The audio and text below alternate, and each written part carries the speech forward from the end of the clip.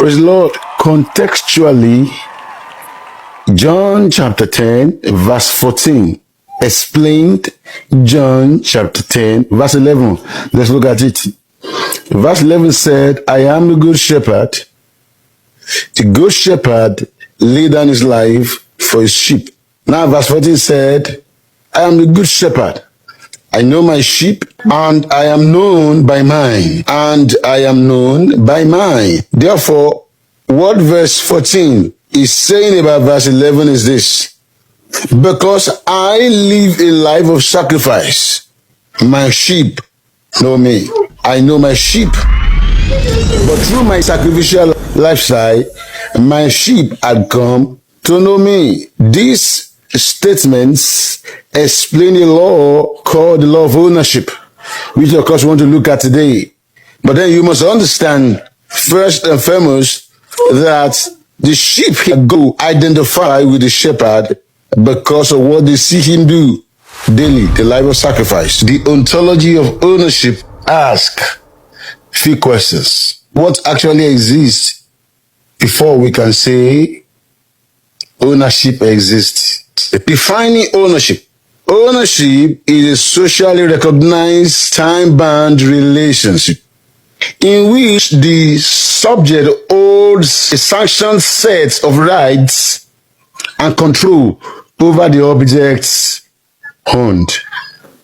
Two major contrasts between ownership and possession is this. Number one, possession is the physical control over an object, while ownership is the social and legal control over the same object.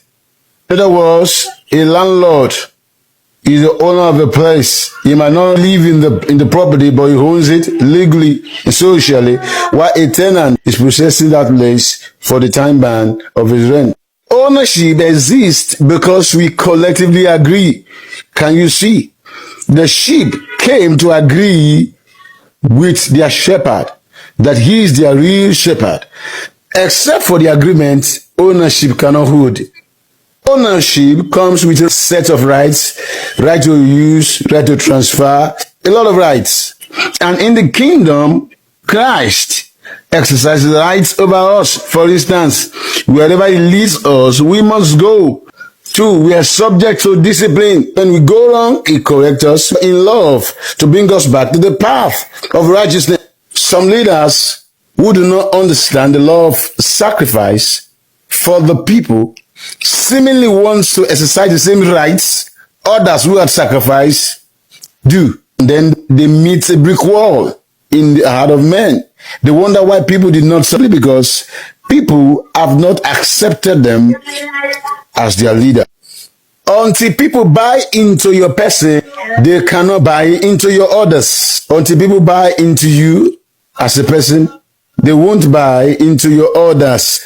You must ensure that people feel impact of your sacrificial life on that. So you must understand that the rights that you see other leaders exercise over their subjects is predicated on the impact they have made in their lives. An attempt to exercise rights of ownership where you have not impacted your life is suicidal. I'll see you next time.